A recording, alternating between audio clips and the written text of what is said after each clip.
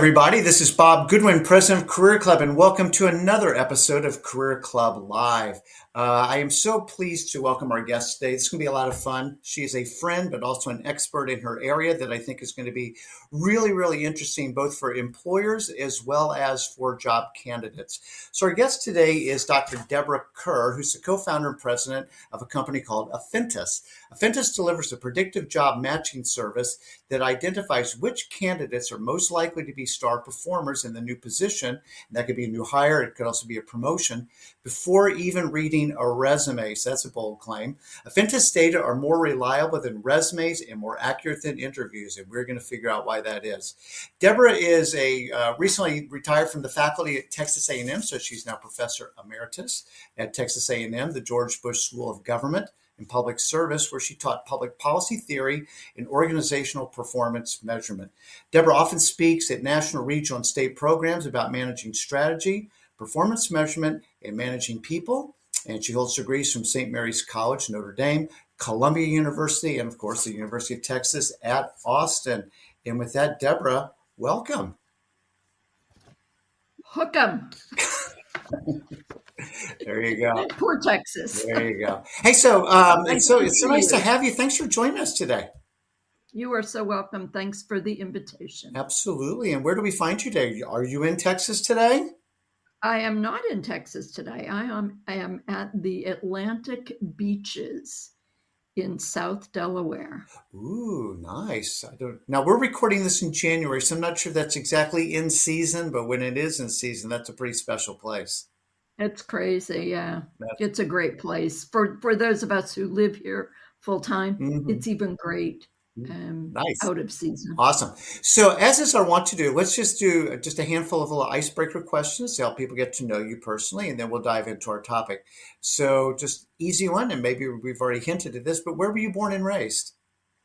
I was born in upstate New York and raised in northeastern Pennsylvania. Now, how does a young lady from the Northeast find her way to Texas? Well, as quickly as she could. I actually, after I finished high school, I lived in Scandinavia for a little while. Then I came back and did undergraduate work at St. Mary's at Notre Dame. Worked a little bit, did my master's at Columbia, and then realized that I thought there was more to learn about management and measurement. So went to the University of Texas for my PhD, where I did specialize in management and measurement. Awesome. Now, sorry, people that know me will know that I just reacted to Scandinavia, which is a region, not a country. So where were you over there? I was in Falun, Sweden, which is about halfway north, about halfway to the Arctic Circle. It's a mountainous and lake region. No, that whole area is beautiful. And again, people that know me know my daughter lives in Norway, so I have a strong affinity for all things Scandi. Jättebra. Oh, listen to you. Wow. Hada and Hadabra.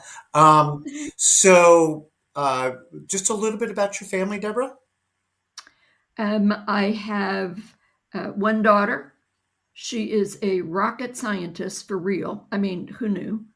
And she works on the James Webb Space Telescope, which is the one taking all of those fabulous readings and discovering new galaxies, and what we thought were stars turn out to be galaxies. So I'm pretty proud of the work she's doing, contributing to our human understanding of what came before us. Oh, so that's awesome.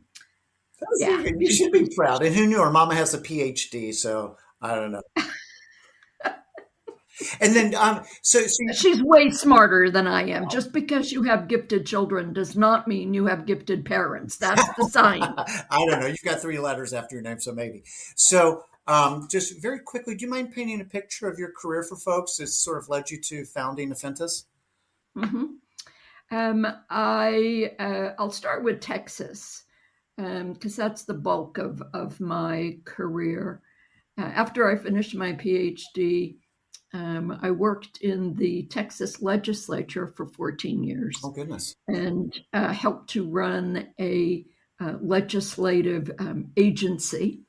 And that was a lot of fun. At one time, someone told me I was the second highest female in the state agencies, which is, that was a long time ago. So that's pretty cool. And then I was invited to begin teaching at Texas A&M in their new public policy school. So I began teaching there, and they gradually wanted me for more and more of my time. So I did that. And in the meantime, too, I spent a little bit of time, 2 years as an executive in a national nonprofit. So I have experience in that public sector, the nonprofit sector. And of course, I've consulted with the private sector. Very cool. And then lastly, what do we find you doing when you're not doing amazing academic research and making Affintus a super successful business? Probably a couple of things. I've been lifting weights, not competitive weightlifting, but I do enjoy lifting weights. And I also have a non-COVID sourdough starter that is older than I am. Oh, that is too funny. So I love asking these questions because invariably I do learn something new about the guests, and we've known each other for a while, and I've already learned like 3 things that I didn't know about you. So that's fun. So let's dive into the topic, Deborah, because it's important. You're very, very passionate about it. And I think this is a topic that, will resonate with pretty much every listener in the sense that, we have all been hired by somebody. So we've all been part of talent acquisition, of the hiring process. Many folks listening are, actively part of hiring people. And we all know that it's just this infinitely tricky thing because people are tricky and we're very, very complex and hard to figure out. But you've applied some science to this. And I was wondering if you could, let's start with just the problem statement of like, why is hiring people so hard? It seems like it could be easier to make a decision and those decisions work out well, but the data you've got suggests they don't work out well nearly as often as we'd like. Yeah, at least 50% of the time, a new hire doesn't work out. They don't reach high productivity, and about 30% of those are gone within 18 months, which is extremely expensive for an organization. And the reason it's so hard is that, number one, we're human, as you said. The way our brains work independently really gets in the way of good decision making, and we can talk about that. The second part of the difficulty is that the data used by most hiring managers, HR professionals, those data do not predict future success. In other words, they're actually ancillary to predicting who's going to be the best hire. Most managers use resumes, they use interviews, and we know that we use a lot of gut intuition as we make hiring decisions.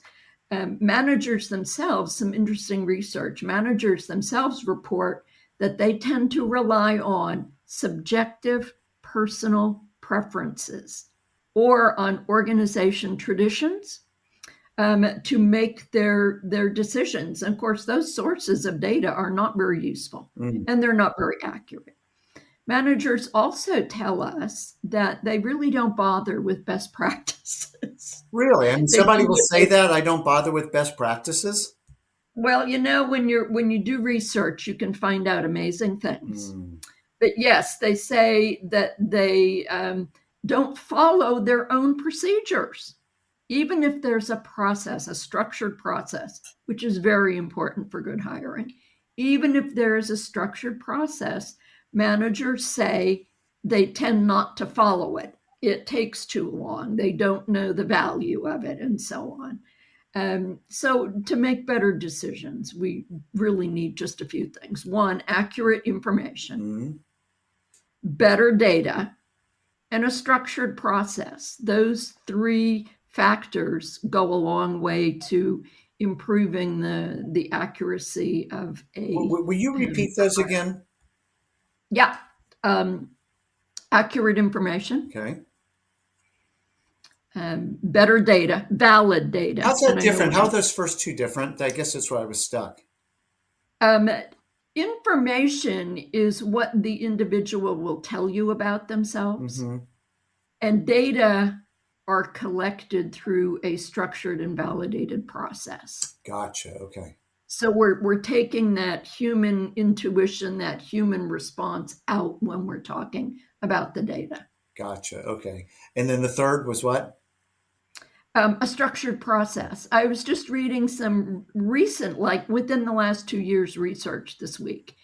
And it is amazing the difference that having and following a structured process helps. And our HR professionals listening will be very interested to know that one study that I read this week indicated that when HR designs the hiring process and managers follow it, there's a great positive effect on the decision making. So we don't want managers designing the process. We want people who understand HR designing the process. Interesting. I remember reading a few years ago. Do you know the name Laszlo Bach? He was like the SVP of people at Google back in the day. Uh-huh. And they had a very structured process. And this is wild. They actually removed the final decision making authority, I guess is the right word, from the hiring manager and put it to a team, because they found that when the team did the hiring, and this was a cross-functional team, made the final candidate selection, that their success rate, was way better than some of the numbers that you were quoting at the beginning of this. Because again, there are so many biases that are built in to the process. There's a famous pastor named Rick Warren, and he talks about how we rationalize. And he says rationalizing is telling ourselves rational lies. And I think that really does come into, right? That's pretty good. Right? Because we ignore stuff and we get emotional and we do what's comfortable and we do what's familiar. And it just, And we don't like to be wrong. I'll raise my hand if you're watching this video. I'd like, yes. So with all of that said, we're in 2025 now. We've been talking about, data and analytics for a long time. That's not a new topic. And, modeling is not new and things like that. The biggest expense on most companies' income statement is, compensation, people costs, comp and benefits. Like, why isn't, and we're going to talk about what you guys do here in a second, but just broadly, why are we further along with using, good data and a good process and to make smarter decisions? That is such an interesting question. And the one interesting part of it is this is an issue faced by organizations globally. Mm-hmm. This is not just a stumbling block for U.S. companies. It's around the world that companies do not invest in the very section of their company that will give them the highest return.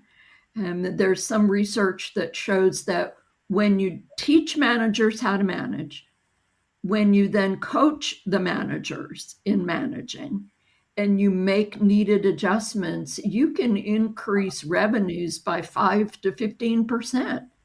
The reasons that are suggested that companies don't adopt these practices is, one, we're human and we don't like to change. And if I've always done it this way, my whole managerial life, are you telling me I've been wrong all this time? That's hard. Yes. Another part of that has to do with the hesitance of the C-suite to invest in the employee part of the company. A couple of reasons for that. One, it's not like building a building where you can see every day something's getting better. It is a longitudinal investment, and it's expensive to have managers who understand how to manage. Mm. I mean, we have 100 years of research. We know what good management looks like. Our managers don't know what good management looks Well, like. why is that? I mean, why is there this gap between what the body of knowledge that exists and the adoption of that body of knowledge? Yeah, we academics struggle with that. One of the reasons that makes it difficult to have the uptake of the scientific data is that we're not presenting the information in a way that is readily accessible for managers. What we're talking about is learning, expanding knowledge. And by the way, that's hard. And we have a culture now where we think we have something that we're calling AI, and we have those models. And somehow we have begun to think that we can quickly make changes and have immediate response. And there's no research that finds that to be the case. Mm. And it's like football coaches. You got to choose hard, because hard is what gets you there. I mean, LeBron James, bless his 40-year-old heart, still does footwork drills Yes. at practice, Yeah. right? So what we don't have right now are the basics of good management in place. Mm. And it is the knowledge piece. We know there's been some interesting surveys done that only 14% of managers report that they have ever read a research article. 14%. Wow. Most managers, when they face a question or a problem, they call their buddies and say, "This is what I've got going on. What have you done about it?" They don't check the validity of the information they get from their buddies. They just think, well, my buddy's in the same boat as I am. She must know what's going on. Right. Probably not the case, with only 14% being aware that there is that there is validated, confirmed information about what works. Well, what's going on? Because I think, unfortunately, we could probably chew up the entire time just ripping apart the problem statement and sharing frustration. What has attracted me to your work is you've always been very upfront that there are a lot of quote assessment tools out there, but very few, if any, are actually validated to the end result of actual in-job performance. Yep. And so before we get into the actual, and this is not an infomercial for Affintus, I just find you unique in the world of assessments in this regard. Can you just sort of talk about what the benchmark should be for a quality Yeah. assessment, please? Yes. When we talk about validity, we are talking about the degree to which a test, an interview question, a resume review, a screening conversation, the degree to which that action actually relates to and measures what you think it's going to measure. So, for example, 1 + 1 is a test question, okay? We know that the ability to answer that question is an indicator of knowledge of addition. Do you have the ability to perform basic addition? The question 1 + 1 becomes less valid if we're looking at it as an indicator of advanced math, because it's not connected to advanced math. The addition question becomes invalid if we try to extrapolate from that knowledge of, American history. Right. So what we're doing is trying to figure out, does the tool that we're using or the process that we're using, does it actually relate to the outcome that you want? Okay. So that's what the benchmark should be. So then is there reverse engineering that happens, Deborah, that we sort of start with the desired result and work backwards to figure out the things that would be indicative or predictive of that end result? Actually, we don't need to do that because since 1927, the Department of Labor has been collecting data about what makes a successful property manager, what makes a successful server at a restaurant, what makes a successful manager of IT operations. The way that they have collected those data is valid. So what they do is collect information from 3,000 people about each job. It's a structured process. Then using those large numbers of data, they can determine what are the most important factors for success in a particular job. There are about probably 1,000 jobs in existence. People might call them different, like, customer service ninja. Stop doing that.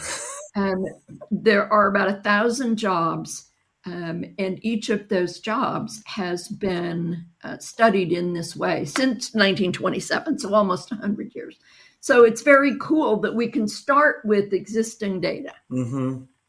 And go from there. Okay, no, that's great. So there's this big body of longitudinal, well, I guess it's sort of longitudinal. It's been around for a long time. There's lots and lots and lots of observations, whatever. So there's and I assume a consistent data collection method and all that kind of stuff. Yeah. So what's one of the things that you talk about, say, sort of this 3-step path then, what does the data tell us the most important criteria, kind of broadly are?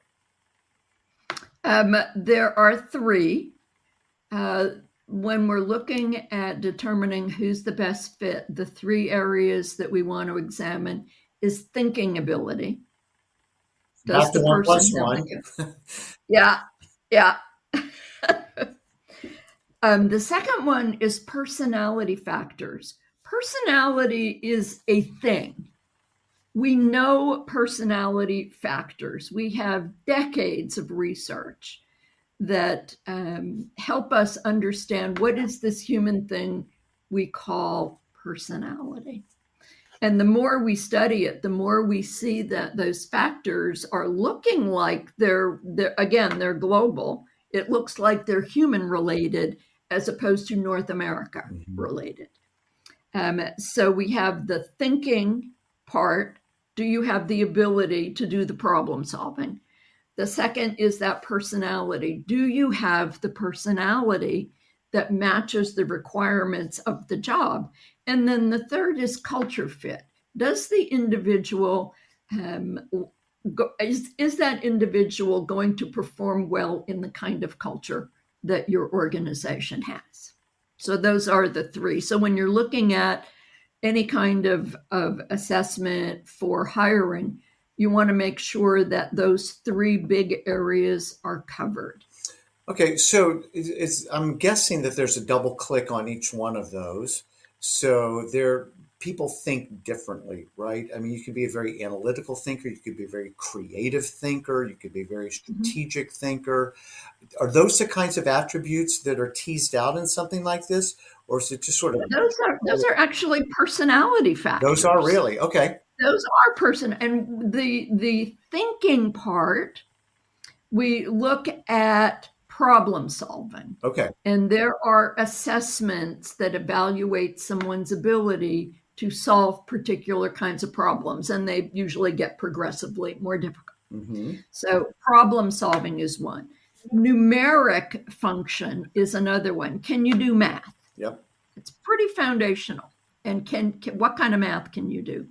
And the third area is verbal. Yeah. How are you in terms of using verbal attributes and language to help you solve problems? So those are cognitive functions in that thinking arena. And those are consistent across human beings, irrespective of country, culture, whatever. Yeah. Okay. Yeah, it's what it looks like right now. And what we do know is those 3 combined explain most of what makes someone successful in a job across jobs. Okay, so let's don't get ahead of ourselves. I apparently jumped the gun and ran to personality by accident. Can you explain that a little bit more? Yeah, personality is the way that we then use, as you described, the way that we use our thinking, the way that we operate in the world. Right. So there is something called the Big Five that many listeners probably are familiar with. And let me just talk about those. One that is that we've all seen and read about is the personality attribute of introversion and extroversion. Yes. And that is an established personality factor. We know that once we reach adulthood, say early 20s, those personality factors are pretty solidified. And when we look at the research about how stable they are across a lifetime, they're very stable. So, for example, do you think I'm an extrovert or an introvert? You asking Bob? Yeah, I'm going to guess that you are an introvert. I am. And you're so exceptional in everything you do. Most of the time people say I'm an extrovert because I teach classes, I make speeches, I do coaching, I do all of that stuff. So these are these personality factors you can't tell by looking. Interesting. Is there because I think we've talked about this in a separate conversation. Is there a split or a distribution that's understood about what percent of the population is extroverted versus introverted? Yes, and I can't remember what those numbers are, Okay, well, Bob, we'll look but that up. We'll look that up. it is not a 50-50 split. I would, So in my executive coaching work, I would guess that it highly skews introverted, but I'm open to be interesting. very wrong about that. But most people, with do self-describe as an introvert who has learned extroversion skills, right? Hmm. Because we need those. But okay, so but the way that we apply our cognitive skills, back to what I was saying earlier around being more analytical, more strategic, more creative. I'm sure there's other Hmm. better attributes. You're saying that those are really kind of tied more to personality. Hmm. So, for example, there is an important factor of personality that has to do with agreeableness in the workplace. Some workplaces are very driven by competition, Yeah. and the workplace values and encourages people to tussle with ideas, to pick apart somebody else's ideas. So that's at one end of the agreeableness scale. It's more of an individual competitive approach. Yep. Other organizations have an approach that is more team oriented, that people support each other rather than compete with each other. And so there's more of a team orientation. So those two kinds of organizations require very different personality Have skills we to have we succeed. bled into cultural fit then? Not yet, Okay. Okay. not yet. So why don't you lead us into that then? Because that way we'll sort of have a more holistic picture of the cognitive piece, the personality piece, and then because it sounds like culture to me, so I'm interested to hear you fully on board on Yeah, that. culture is actually a subset of personality. Oh, okay. Maybe. And it is interesting that organizations that we work with will describe a certain kind of culture, this is typically managers, that they think they have. When we talk to employees, we find out that that's not the same culture that employees experience. So this is really important. One aspect of culture that I think is a good example has to do with something called perfectionism. Okay. How attuned is the individual to precision and attention to detail Hmm. in the work that they do? So, if you are hiring a lab technician, You want somebody who's pretty attuned to those details. An accounting professional. You want someone who is very focused on those details. For a top salesperson, not so sure you need to worry about perfectionism all that much. So we had a client once who was hiring a salesperson, and he told us that his first screen had to do with whether or not the person had any typos in their resume. Oh my gosh. Yeah. And we said, not sure that that's relevant to success in a sales. He said, you mean I may have missed my best salesperson? Yeah, you might have missed the best salesperson. Yeah, so like Salesforce compliance, which most salespeople hate, having to feed the beast with Salesforce, right? But who loves it? The CFO loves it. What do CFOs love? Details, precision, accuracy. Exactly. Yeah. So Exactly. on culture, you know that I've got a relationship with Johnny Taylor at SHRM, and Johnny often, of course, talks about culture, and the way that he describes it, a couple things is one is it's not what we say, it's what we do. It's how stuff actually gets done. So to your Yeah. point, sometimes there's somebody said this the other day, and I need to give credit for this. When the video doesn't match the audio, right? So That's a great isn't way. that great? That's So great. so Tamla, thank you for saying that. But yeah, so like when the video doesn't match the audio, so the audio is what's on the website, what's on the walls, and stuff like that. The video is like, And what yeah, people say in meetings. but then what actually and how stuff really really gets done is culture. The other thing Johnny says about culture is that it's mostly agnostic in the sense that unless it's like illegal or immoral, to say that, working at Tesla or SpaceX in an Elon Musk environment versus working at something that might be more touchy feely, for lack of a better The American Heart thank you, the Association. American Heart Association. It's like Johnny's like, Elon doesn't have a bad culture or a good culture. It's whether it fits you or not is really the determination that you need to make. They Yeah. need to make for you of whether you're going to fit in well here under this intense pressure, because Hmm. that's how they Hmm. roll. And if you like that and you want to be a part of that, that's cool. If you don't, probably not a good place for you. Yeah. Is Johnny kind of getting things that resonate with you in culture, or would you either edit that or expand on it? Well, I would edit it only slightly, and that has to do with the personality, the factor of, do you like a competitive, energetic, arguing culture Yeah. or not? Yeah. And that's in our scheme, that's in personality.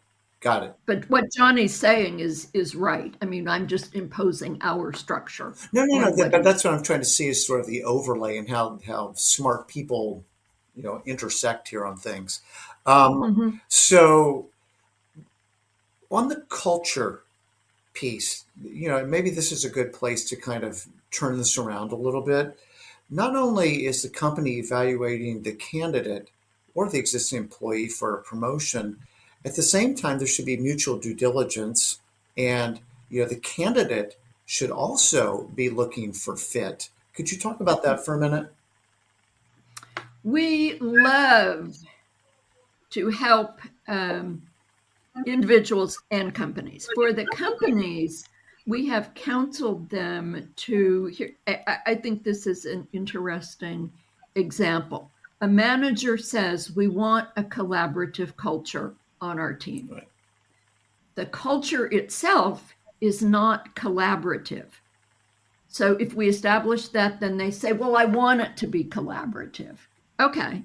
So you hire someone in who has that culture preference for or personality preference for collaboration. Well, you got to manage the heck out of that, because that lone person who is collaborative is in a sea of competitive people, and you can't change the culture with one hire. Right. So we have to help managers see that that's okay to want to change that and be aware of the effects of that. But you have to take care when you're doing it. And you have to know that you're going to have to invest in changing that. You made me think of like a food desert. It's a collaboration desert that you just drop that person into. I know. I know. And, the psychological literature is so interesting. When you drop someone in who's different, the rest of the team behaves in a way to exclude that individual. And I'm talking in a scientific way because they're so different. Yeah, Interesting. That's the new kid in the lunchroom and sitting exactly. by herself. Yep. But I probably asked my question poorly. Can you talk about the utility of an assessment from the candidate's perspective? Oh, absolutely. Absolutely. A candidate's self knowledge can go a long way to preparing for applying to a job and also doing self assessment, self development, making decisions that relate to their work life. Mm-hmm. So, and I'll reference my own company just because this is something that we have focused on for a while. Our assessment is open to any job seeker, really any individual can come to our website and for free complete the questionnaire. The purpose, we hope, is to help them learn the language of what their strengths are, help them understand how their strengths fit into the workplace. So a person can complete the questionnaire. When they submit the questionnaire, our system builds them a private and secure portal that they can access and read details about their strengths. We have explanations. We have samples of questions they may want to ask a manager during an interview Mm. to help them, as you say, figure out, is this a place for me? Yeah, I mean, okay, so again, if you're listening to this, you probably know me, you know Career Club maybe a little bit, and we work for free with job seekers, and Deborah, you and Ryan have been very supportive of us, and I thank you for that. And helping people, one, have some self-awareness of Yeah, what their strengths are, and then two, have vocabulary to be able exactly. to articulate that to a hiring manager or when they're networking or whatever the case may be, and then three, to be able to do part of what you were just talking about, which is do better due diligence on, is this going to be a fit or not? I'm highly collaborative. Mhm. This doesn't seem to be, it's a very competitive environment, which is cool for them, but probably not cool for me. And, the way I Right. would coach somebody is like the worst thing that could happen is you take the job because you just wanted the job and you got to go to Mhm. work there every Monday and it just stressing you out because it's actually Yeah, not a good fit. And these are things that we can, know better on the front end. And I they're love, very learnable. and I love what you're saying, Deborah. Like people always say, well, Bob, what questions should I ask? How can I learn more about the culture? Well, Deborah and Affintus can help you learn some Mhm. very good questions and things to observe about an organization to Mhm. collect better data to be able to make a smarter decision on if this is a fit for me or not. This is not an asynchronous, kind of a thing. This is mutual due diligence, and it's highly in your selfish best interest to be able to suss out, is this a good fit or not? Yeah, and what we're aiming to do is to remove some of that hiring black hole that job seekers experience, which is terribly disheartening, as we know and we hear from your groups, that's a hard burden to not hear anything, Yeah. no feedback. No, it's. I was on a call yesterday with somebody, and she's trying to guess where she's missing. And it's like I'm getting the interviews, but I'm not getting the offer, and now she's just supposing, and with a lot of, I'm sure, inherent biases into how Mhm. she's understanding what's going on, but trying to pivot, but not really knowing where she is in that whole process to be able to know Yeah, if I'm here, what do I need to change to get to where I want to be? But she doesn't have a good sense of where she is, which is very frustrating and discouraging for her, as you said. So, you know, Information data process. Did I hear you right on that? Yeah. Yep. So, in terms of an interview process, okay, this is Bob talking. I am highly frustrated listening to candidates about these super clunky, interview processes that people go through And and stupid questions. dumb questions. 13 people I've got to talk to. I've got to do a case study, blah, blah, blah. What does a good process look like? What is this is the right way to ask the question. What does the data tell us a successful process looks like? For Yes, interviewing. ma'am. All right. Um, First of all, and this is also very doable and it's science based. First of all, is recognizing that the interview is not a conversation. It is not. It is a data collection system. It's another way for a manager to add to the data she already has about the candidate, because hopefully there's job match assessment results, and there's also some indication of the work the individual has done in the past. But the interview is a way to get quality information related to the job as it's performed in that company. Managers have a lot of knowledge about the job. I'm not sure they're always invited to bring that knowledge into the conversation. So we have to recognize that we're collecting data. We're not, talking about the Cowboys. The second area to be aware of is because we're involved with human interaction, we are automatically introducing our own biases into that discussion. There's nothing we can do about it. And it's not, humans are humans. What we know from the research, and this would be laughable if it wasn't so tragic. When we look at high level executive hires, when executives hire others, they typically, if we do the research and we take apart what they've done, they made their decision on, do they share the same extracurricular activities? Do they play golf? Are they fans of the Hotspurs soccer team? It's that's what it comes down to for their decision making. And of course, that's not what you want. So we know from the research that most interviews uh, deliver little useful data, but we can make them better. And we can make them better by, first of all, asking behavioral questions. All of our HR listeners are probably saying, well, yeah, and then try to get managers to do that, right?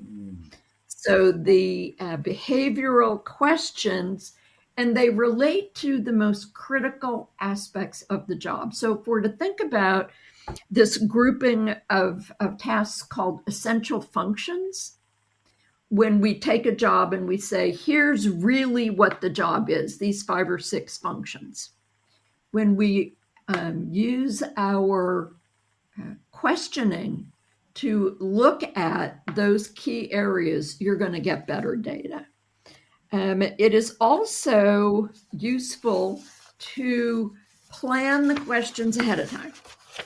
I mean, write them down. This is where HR, you don't want managers doing this. You want HR experts included in that development process. So you develop the behavioral questions. And then before you interview anybody, the manager identifies, let's say you're using a 4-point scale. The manager tells you if somebody's answer you would rate a 1, what kind of answer would that be? So one that misses the mark. So you actually develop anchors to, again, help your thinking. And if they just develop anchors for the bottom and the top, what's the best answer that somebody could give you to this question? So you actually identify what they're looking for ahead of time. Because guess what? You won't know it when you see it. I've never heard anybody say that. I really like that. That's brilliant. So back to there's only 1,000 jobs when it's all said and done. There's Yep. a very large body of data that we can really kind of empirically derive success attributes from. Then back on your standardized questions, Deborah, Mhm. depending on the job, and let's just pick if there's another job that you know more off the top of your head, but just like a salesperson and the five functions, like does the HR person even need to develop the questions? Can they just go look them up and just know if we're interviewing Well, if salespeople, we need to interview for these behavioral, these are and the, here's what we need to ask, yes, right? Well, with our system, yes, they can. There is no database similar to the description of the jobs. There is no database of questions. What we did when we developed our system is recognize that, and we recognized how difficult it can be. I mean, we had managers say to us, "I look at a resume. I don't know what to ask them. I don't know." So what we've done is we're back to the validated assessment. We're looking at those three areas. In our assessment, when the individual response is a moderate match to the job requirements, we provide a series of customized questions that managers can just read and use. And if the person is a very weak match, we also ask questions. We provide questions too, and they're all customized to the job itself. God. So that is tough, and if the organization is not using an assessment that does what ours does, then you do have to spend some time on these questions, and you can do it. I mean, it's quite doable. So to your point earlier when you said behavioral questions and any HR person is going to go duh, would it also be duh that from the candidate's perspective, using something like the star format is an effective way to communicate those things to deliver the information that's being sought? Yeah, it can be. As long as you have some kind of a frame that you're plugging your response into, right? To help you express your strengths in a way that relates to what they're asking about. Right. I mean that's what we like about the star format, and I think I've modified it just a touch. But Yeah. it's what was the situation? How did you think about it? Back to thinking skills. What Hmm. was the action that you took, and what was the result? It provides a framework that helps you get your thoughts collected. You talked about preparing questions in advance. Well, this is preparing answers in advance, and I Right, got a pretty right. decent idea based on the job description and everything else. ChatGPT is a great tool to help you on this as well. What are they likely to ask me? So that you don't tell this rambly story about, my flight got canceled Mhm. and then, I got the flu. It's like interesting, but I don't care. I'm just really Yeah, not relevant. just trying to understand, can you sell or not? Um, and so, I think again, these are very complementary things of asking questions in a very consistent way and being able to deliver answers in a very consistent and on point way. Um, so if you had your magic wand, Deborah, and you were in front of a bunch of either hiring managers, HR people, you pick the audience. What do you wish people would just, if they could change something right now to get better at this, what would you have them do? I would have them learn about science, the science of hiring, which is not taught in any degrees that I've been able to find. And it is related to the psychology literature, which is easily accessible through Google Scholar. But I would encourage them to learn what is the reality of the job through the scientific lens. Science actually can do some great things for you. Mm, It can save you time, it can save you money, but you have to know what it can do for you. So that's the first thing I would say. Do some work on developing, and HR can take the lead on this. What is the literature on how you hire a highly productive individual? We've got research on that. It's not a secret. So that's the first thing that I would do. Secondly, I would say that structure is really important, and not giving managers the option of skipping a step. You mentioned earlier the idea of not giving the manager. Oh, at Google, what they used to do at Yeah, Google. there's other research done, certainly one particular study from our friends at Harvard. They found that when companies give managers the discretion to hire whomever they want, ignoring all of the data, they always make a worse hiring decision. Yeah, you mentioned sports like Tottenham Hotspur. Good on you for knowing Tottenham. But where there's a director of sporting, and then there's the manager. So the person Right. that brings the players in is different than the person who's coaching and running the team. And very rarely is that power live in one person, right? Those are different Mm-hmm. skills. So Yeah. so I think that's interesting. And then lastly, maybe this is as important as anything, is, and maybe this is directed towards our HR listeners, or maybe not, but how do we do a better job of getting the change management process underway so that, to your earlier point, I'm not following your dumb process, Mr. HR, Miss HR lady, right? Like, I'm going to do what I want to do. Appreciate your process, appreciate the science. All I know is I think she's a rock star. And my Yeah. friend from the last company told me she's a rock star and we're hiring her. Yeah. And she kind of looks like my favorite sister in law. Even better. There you go. Andy Warhol, the artist, I love this thing that he said. He said, they say time changes things, but you actually have to change them yourself. Mm. Okay, so make that pragmatic and practical. How do I Yes. go do that at XYZ construction company today? I think that the HR function needs support for incorporating science into the process that they are designing and offering. HR's job is not to manage, it's not to make the decision. It is to provide the information and accessibility for managers to do the kind of job that they can do with good data Mm. and good decision tools. What we know, I don't even want to talk about this. Most executives are not really that engaged with the human side of the operation, which is stunning to me because, as you pointed out earlier, it's the biggest line item in the budget. Really, you're not going to pay attention to that.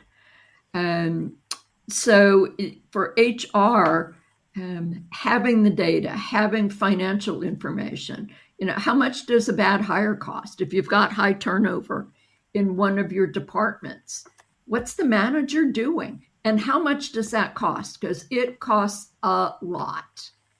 The most recent estimates of a cost to replace a bad hire, it's like $50,000. It's crazy. Wow. And we can cost out what we do to hire, and it's a lot of money. Mm. All right, so I want So to be mindful of your time. If you had to just sort of wrap this up, can you just give us maybe a 60-second summary of what you would hope people walk away with today? Remember that the data are available, that you can help managers make better decisions by, I guess, insisting that they use data and providing the tools to do that.